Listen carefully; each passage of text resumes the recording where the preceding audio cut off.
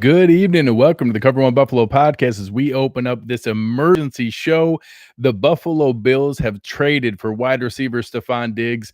This is fantastic news. It's the kind of player that I think really shows that the Bills are taking an enormous step forward at making a run at this window that we have before all the extensions come due and being able to put it out there. So thank you guys for joining us. We have a ton of guys in the chat already. Going to have a lot of fun with this tonight. I'm going to break down everything that we have on the Stefon Diggs story so far. So just really excited to be able to go and do this. I appreciate the patience of the guys in the chat. I was literally on live with Pat Moran, recording a show for him, and we're joking about how, man, imagine, can't believe AJ Klein was the only deal that we made on the first day, but be patient, there's more things that are going to happen. And in the middle of recording his show, we broke the news on Stefon Diggs being traded to the Bills. So I was having to wrap up with Pat before I could jump on and go live here. So really excited about this.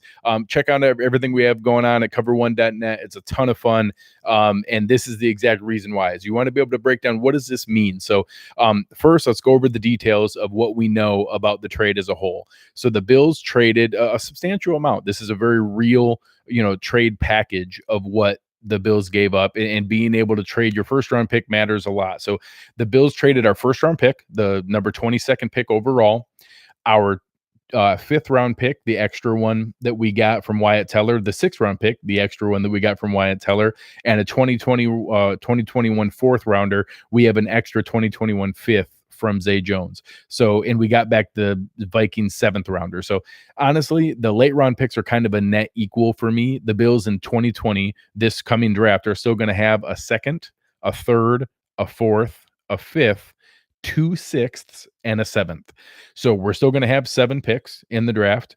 We're still going to have a nice, load of talent to restock where it's at. And assuming that everybody has seen, and everybody who's done mock drafts, you see that those top 3 receivers were not falling to pick 22, and we were having to debate, do you move up, or what happens if the top 3 receivers and the top 4 offensive tackles and Chason and the top defensive ends and the top corners are all gone? What do we do? And people were scrambling, hey, do we trade down? What is going to happen? We weren't going to get a player as talented as Stefon Diggs. So adding a talent like that with that pick, and don't get me wrong, it is a premium capital to give up. I certainly understand that people, value the pick that was there, and that giving up pick 22 matters, but there's a reason that they were willing to do that. We're going to talk about that a little bit more tonight. So the first reason is his contract. Stefon Diggs in 2018 signed a 5-year, $72 million extension. The Vikings paid a $15 million signing bonus and guaranteed a big chunk of that up front. So they already ate the biggest chunk of that signing bonus and prorated a fair amount of it over the rest of the deal. The Bills, what they're taking on is a $10.9 million salary. There's a couple roster bonus things that we have to work out what counts, but let's assume it's about 11.5 million. And then every other year it's 11.4 million. So the Bills are basically taking on 4 years and 45 million, which is an outstanding value for Stefon Diggs. You're talking about a player that only 26 years old. In his first 5 seasons, he has 365 catches, 4,600 yards, and 30 touchdowns. The last 2 years, both over 1,000 yards, 8 touchdowns, 9 touchdowns, 6 touchdowns. The last 3 years. This past year, almost 18 yards a catch. He's consistently known as the best route runner in the NFL. So when I talk about a player being the best route runner in the NFL, what that matters is he's able to create so much separation at the top of his stem with his footwork and with his route running that he can visually flash open to Josh Allen. He can literally look open. And in the NFL, that's hard to do. You don't normally get the opportunity to look open to your quarterback. The quarterback has to time it. When you're such a good route runner, that you're able to visually flash open because you create so much separation with your from your coverage, then Josh Allen's arm strength matters more. Josh Allen is able to see him break open. Oh, wow, Stefon's wide open right there. Then his arm strength can fire it in before the DB can catch back up. And all of a sudden, his amazing route running and ability to create separation matters more than a guy who was working on timing anyways. So obviously, we're hoping for additional development. It's incredible to see some of the reaction to everything going on for this trade. Even a consistent Bills hater from PFF, Sam Monson, just put out a tweet saying, "Wow, the Bills have the best wide receiver core in the NFL." Because now all of a sudden, when you have Stefon Diggs automatically pegged in as a number one, now John Brown is a great wide receiver two. Now Cole Beasley is a stellar wide receiver three. I still think we use one of our remaining draft picks in the second, third, or fourth round to add another young talent from this historically deep draft class, and that you're now able to add that in here.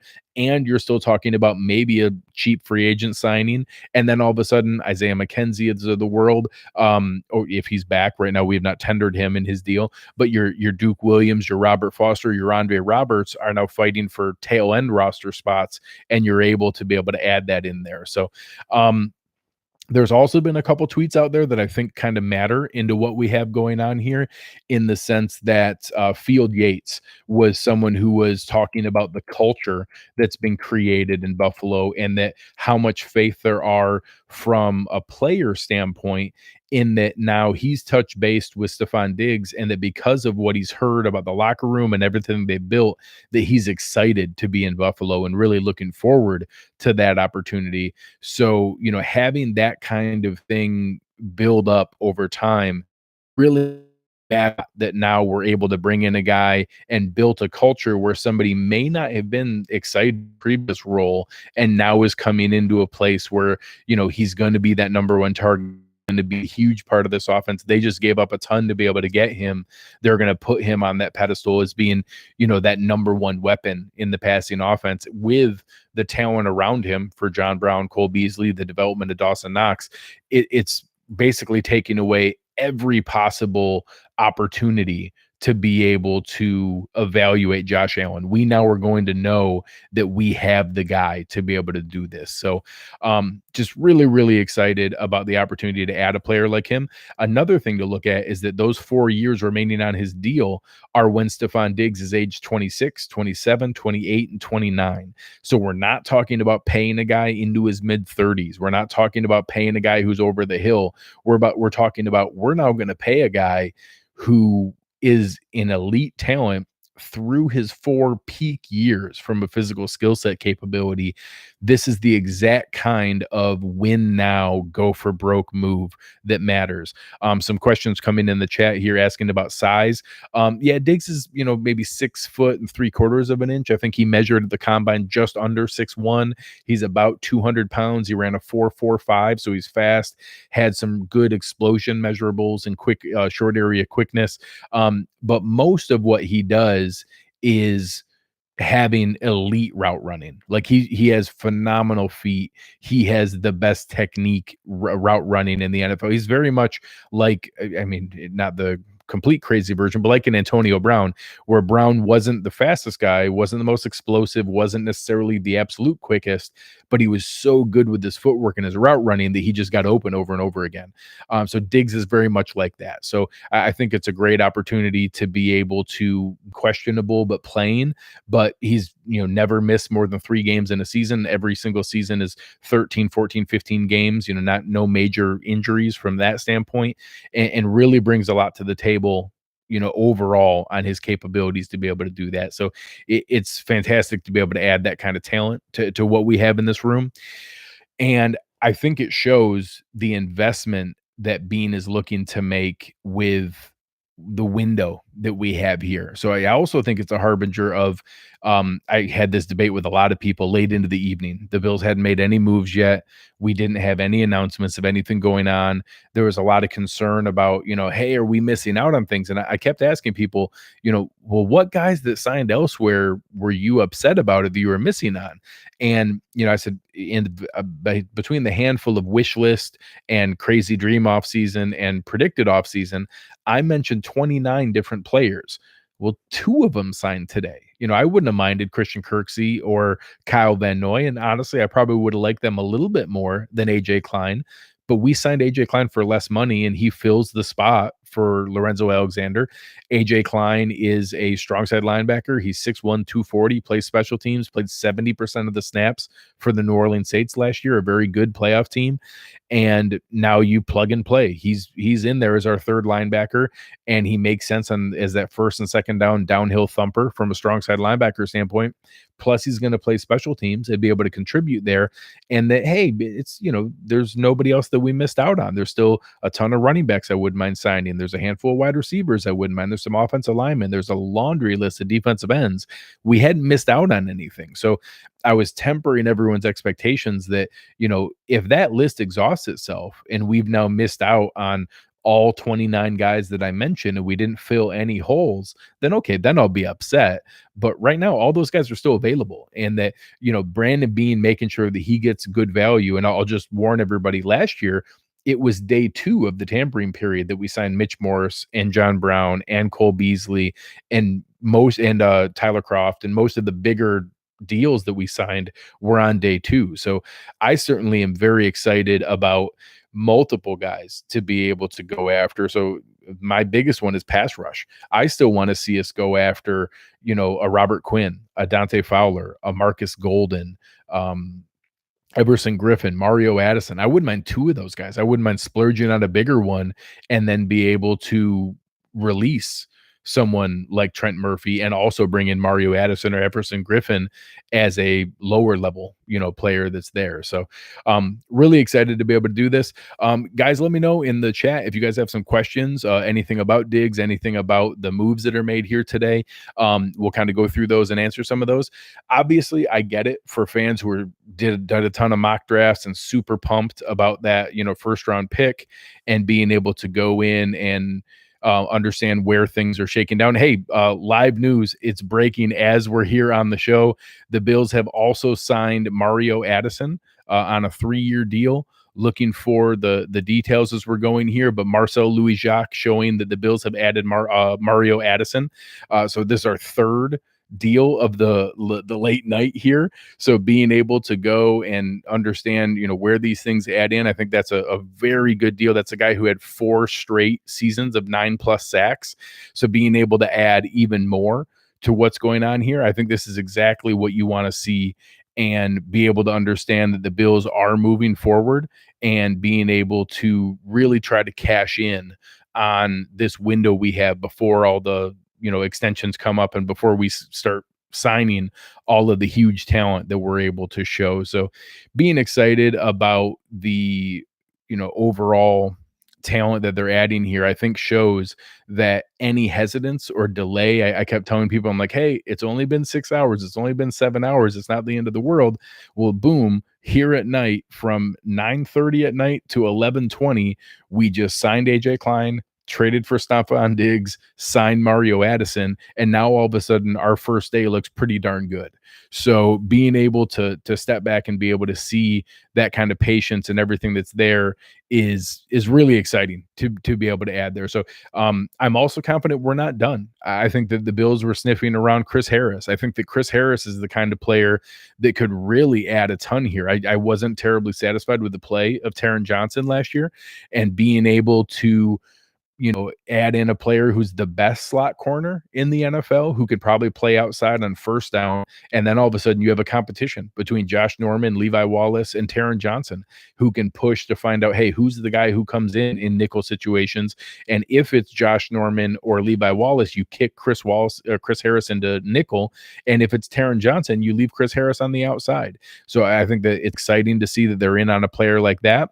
I also think that Mario Addison isn't the only pass rusher that we're going to be looking at. I think there's certainly a possibility that we're going to be able to go after another guy who has even more juice off the edge. And again, I like the idea of a Robert Quinn, a Marcus Golden, a Dante Fowler. If you do that, all of a sudden you can use the $8 million that we can save by cutting Trent Murphy to be able to go in and kind of understand where that will fit into the picture as well. So it's really exciting to be able to go and add this kind of talent all in one shot with already bringing back 20 out of 22 starters, 25 of our top 30 contributors. And now we just swap Mario Addison for Shaq Lawson, which is about a break even.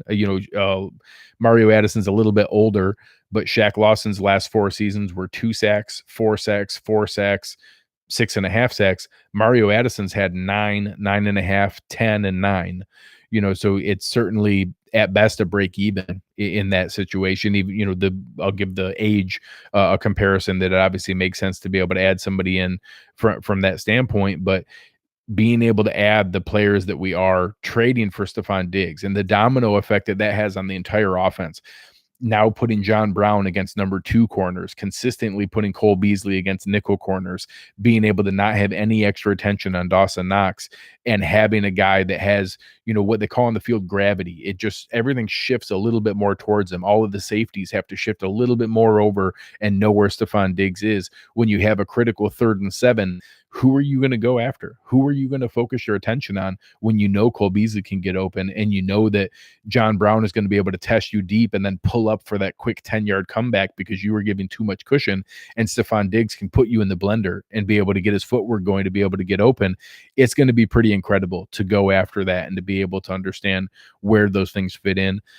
Guys in the chat are talking about running back. I think that's a really smart spot to be able to go after, and that if we sign a guy like, I think it makes sense for a little bit thumper of a role, and that if we go after a Jordan Howard or a Carlos Hyde or a Peyton Barber, and then you also invest a mid-round draft pick, a 4th or a 5th round pick in a running back, I think you now have the possibility to be able to have a really deep NFL backfield and to be able to show a guy that if we went into the season and then it goes into the scenario where all of a sudden we have Devin Singletary with 60% of the carries and Jordan Howard with 30%, and we have a guy like Cam Akers or Zach Moss or AJ Dillon as kind of that extra 3rd guy, and then you still have TJ Yeldon comparing.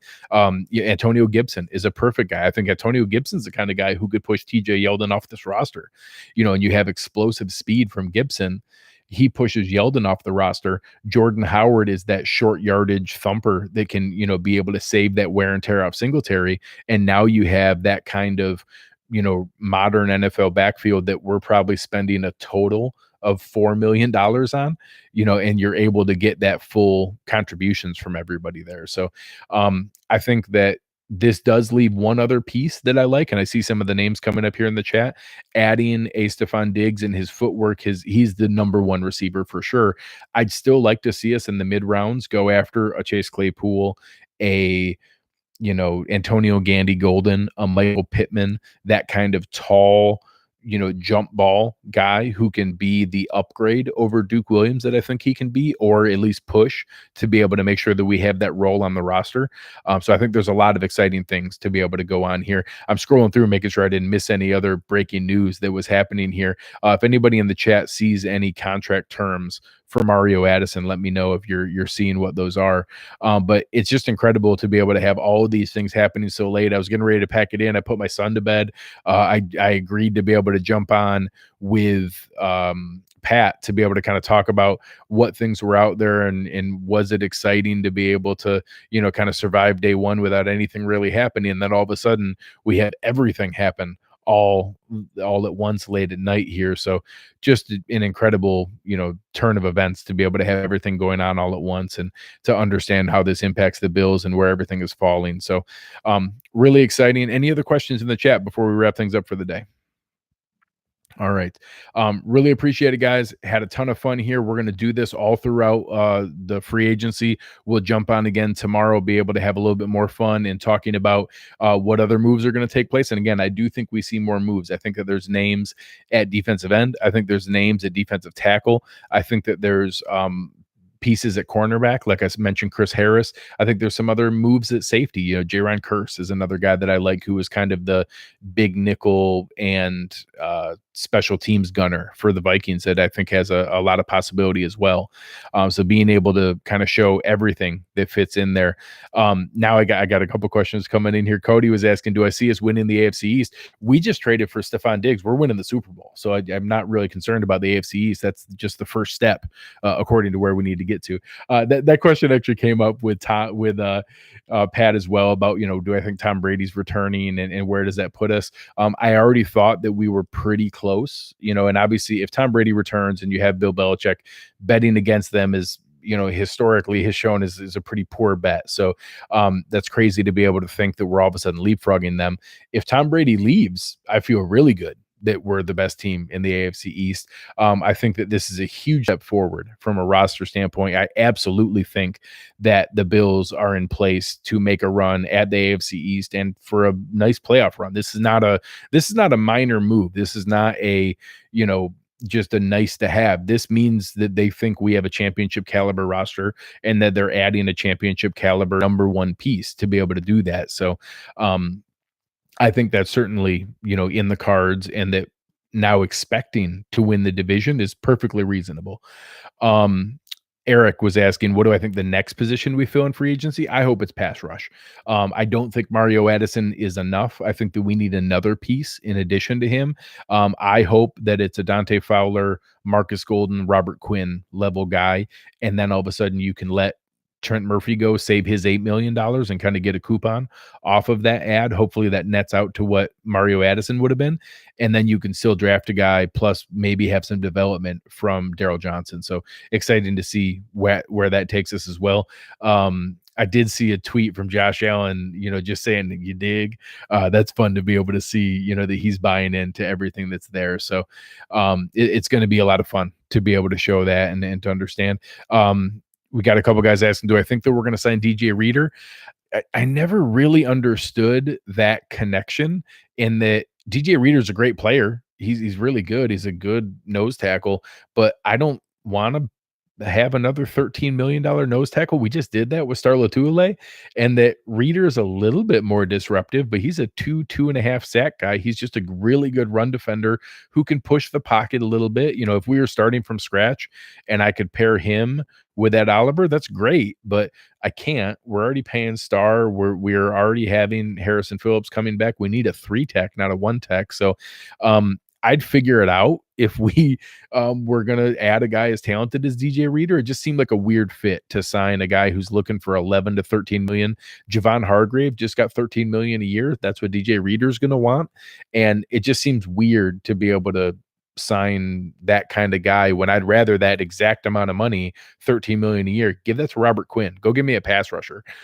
So I like DJ Reader. If they sign him, that's a really talented player and I'll figure it out. But I don't think it makes sense. I'd rather see, a Malik Collins from Dallas. I think he makes more sense as a 3-tech. I'd rather see a guy like that be able to put that kind of combination together to be able to add it. So really exciting. Cody was asking, with these signings, do I think we can still re-sign everybody? And yes, absolutely. The reason they gave up this pick is because Stefon Diggs' contract is very reasonable. It's not some enormous contract. It's not 20 million per year that Dallas just gave Amari Cooper. We're getting Stefon Diggs for almost half of that. So that's literally adding a Mario Addison for free. That's adding another $8 to $9 million per year player for free compared to what Dallas just paid Amari Cooper. So that's the reason we gave up the premium pick for him, is he has a very reasonable cost control contract that he's under contract for age 26, 27, 28, 29 for peak physical years with a clean injury history.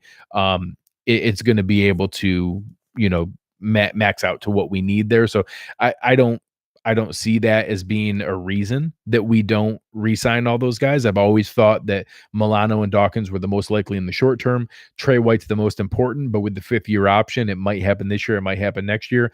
And I'd love to see Jordan Poyer re-signed and extended, but I think he's the least likely of the 4 and the most likely to carry over into next year to maybe use the transition tag or the franchise tag. So we'll see where that goes from that standpoint. Where's our cap at now? Cody was asking. So before this, we were at about 70 to 72 million, depending on where the initial numbers came in for Quentin Spain. Now they were a tiny bit lower. That put us probably closer to like 71 million. AJ Klein is 6 million a year. Again, we'll see what those numbers come in at, but let's assume it's right clean at 6. That takes us down to 65 million. Stefon Diggs is at 10.9 million with another roster bonus. It's about 11.6 million.